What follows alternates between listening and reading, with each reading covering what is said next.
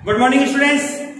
Lesson number 1 भौतिक विज्ञान part first विद्युत क्षेत्र वीडियो नंबर 3 आज की अपनी है 12th क्लास, जिसमें आज मैं आपको कल तक हमने पढ़ा था कि आवेशन की प्रक्रिया क्या है, जिसके बारे में हमने 3 प्रक्रियाओं के बारे में अध्ययन किया। घर्षण विधि, प्रेरण विधि और संपर्क विधि। आज मैं आपको जो आवेशों से संबंधित अगला पॉइंट अपना बनता है स्वर्ण पत्र विद्युतदर्शी के बारे में बताऊंगा। देखिए स्टूडेंट्स, बोर्ड पर अपने पास स्वर्ण पत्र विद्युतदर्शी के रूप में टॉपिक है स्वर्ण पत्र विद्युतदर्शी, जिसको हम कहते हैं विद्युतदर्शी। हमारी क्लास है class 12 science classes, Jitendra Jain. Subject आपके पास है फिजिक्स।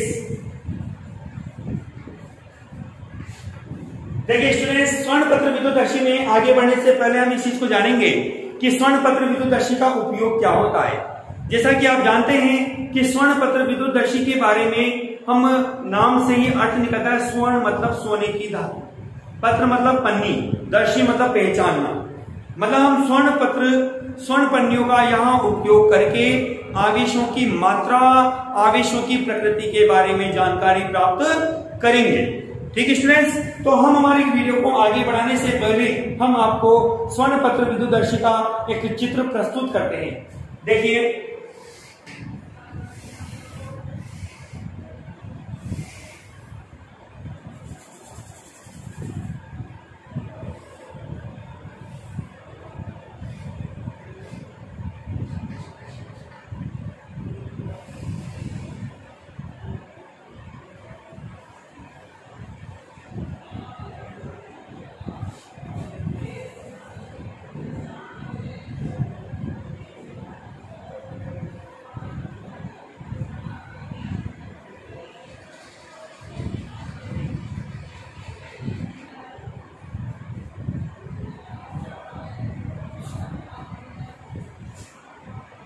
स्टूडेंट्स, मैंने आपके सामने स्वर्ण पत्र विद्युतदर्शी का एक चित्र बनाया है जिसका नामांकन अभी बाकी है।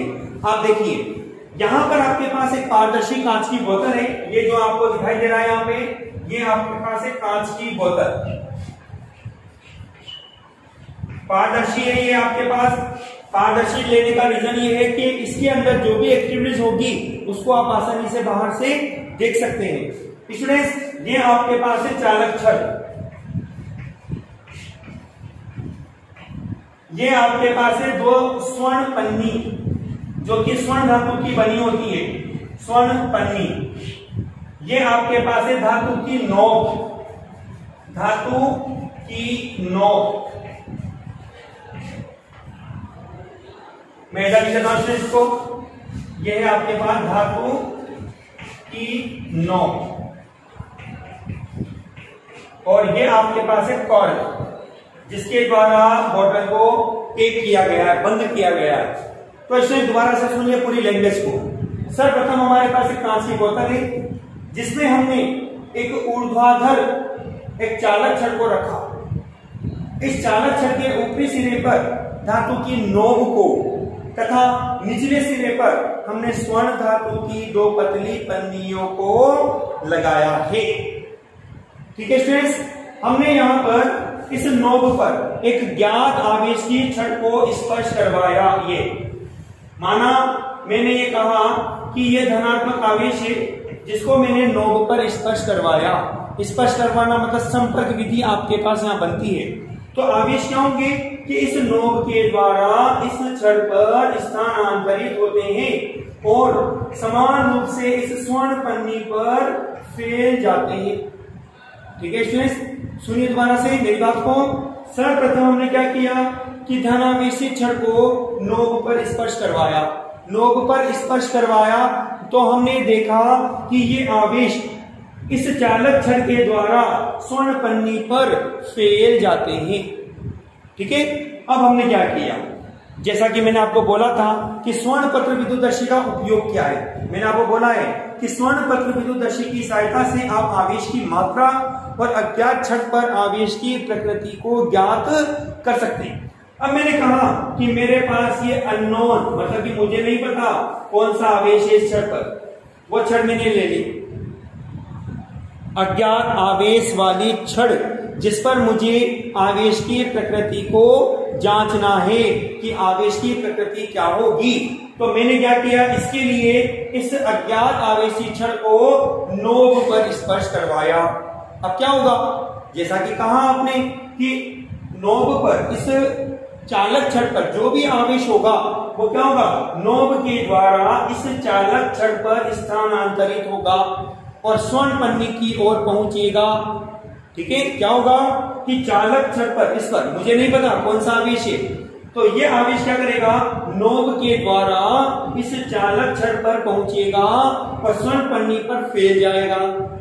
अब स्वर्ण पन्नी पर जैसे ही फैलता है तो अपन देखते हैं कि ऑलरेडी स्वर्ण पन्नी पर आपके पास पॉजिटिव आवेश है। कौन सा, पॉजिटिव आवेश है। अब जब आपके पास इस छड़ से आवेश इस स्वर्ण पन्नी पर जा रहा है, हमें नहीं पता कौन सा आवेश है, तो हम देखेंगे स्वर्ण पन्नी में हलचल उत्पन्न होगी। हलचल का मतलब है स्वर्ण पन्नियां तो सिकुड़ेंगी या फिर फैलेंगी। तो आपको ये देखना है यहाँ पर कि यदि ये स्वर्ण पन्नियां फैलती है, इन पन्नियों के बीच की दूरी बढ़ती है, तो आप समझ जाइए कि इस अज्ञात आवेश वाली छड़ पर जो आवेश है उसकी प्रकृति धनात्मक होगी। कौन सी होगी प्रकृति, धनात्मक प्रकृति होगी, क्योंकि हम जानते हैं कि समान प्रकृति के आवेशों के मध्य प्रतिकर्षण बल कार्य करता है, जिस कारण से स्वर्ण पन्नियों के मध्य की दूरी बढ़ जाती है। ठीक है स्टूडेंट्स, और यदि आप ये देखते हो कि स्वर्ण पन्नियों के मध्य की दूरी कम होती है, अर्थात स्वर्ण पन्नियां सिकुड़ती है, तो आप समझ जाइए कि इस अज्ञात आवेश वाली छड़ पर विपरीत प्रकृति का आवेश है, अर्थात ऋण आवेश होगा। क्यों, क्योंकि हम जानते हैं कि असमान प्रकृति के जो आवेश होते हैं उनके मध्य आकर्षण बल कार्य करता है, जिससे ये स्वर्ण पन्नियां क्या होंगी, सिकुड़ेंगी। क्या होंगी, सिकुड़ेंगी। ठीक है स्टूडेंट्स, इस तरह से हम ये पता लगा सकते हैं कि आपके पास जो अज्ञात आवेश वाली छड़ है उस छड़ पर आवेश कौन सा है, किस प्रकृति का है और कितनी मात्रा में है। ठीक है, अब मात्रा कैसे पता लगाएंगे। आप देखते हो कि स्वर्ण एक सेंसिटिव, अत्यंत सुग्राही धातु होती है। आपने इस पर थोड़ा सा भी आवेश दिया तो तुरंत हलचल इसमें उत्पन्न हो जाती है। यदि आप देखते हो कि स्वर्ण पन्नी में बहुत ज्यादा हलचल उत्पन्न होती है, तो आप ये देख लीजिए कि जो आवेश आप उपयोग में ले रहे हो छड़ के द्वारा, इस छड़ के द्वारा इस चालक छड़ पर भेज रहे हो वो ज्यादा मात्रा में है। ठीक है, जिससे पन्नियां क्या हो रही है, ज्यादा मात्रा में फैल रही है। ठीक, या अपन यूं कहें कि ये पन्नियां सिकुड़ रही है, तो आप समझ जाइए कि जो छड़ आपके पास है अज्ञात आवेश वाली, यह छड़ पर जो आवेश है वो विपरीत प्रकृति का है, अर्थात ऋणात्मक आवेश होगा।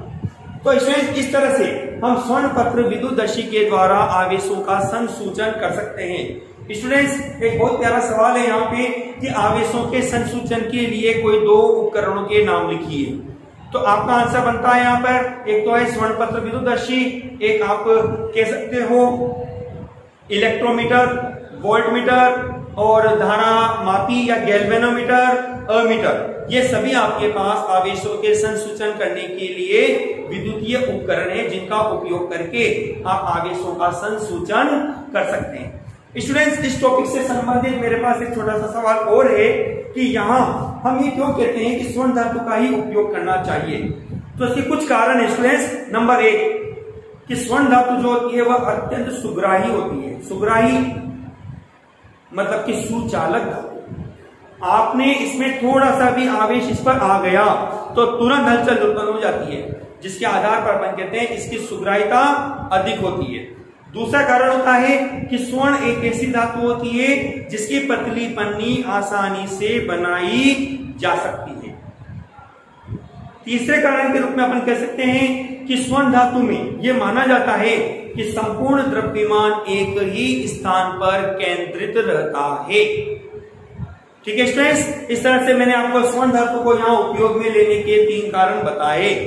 हाँ, यदि आपसे पूछा जाए कि यदि आपके पास स्वर्ण धातु नहीं है तो आप क्या करें, तो ऐसी जगह पर आप एल्यूमिनियम की पतली पन्नी का भी उपयोग कर सकते हैं। लेकिन स्टूडेंट, जैसा कि आप जानते हैं कि जो एल्यूमिनियम की पतली पन्नी होती है तुलनात्मक रूप से इतनी पतली पन्नी नहीं बनाई जा सकती, लेकिन आप यहां इसका उपयोग कर सकते हैं।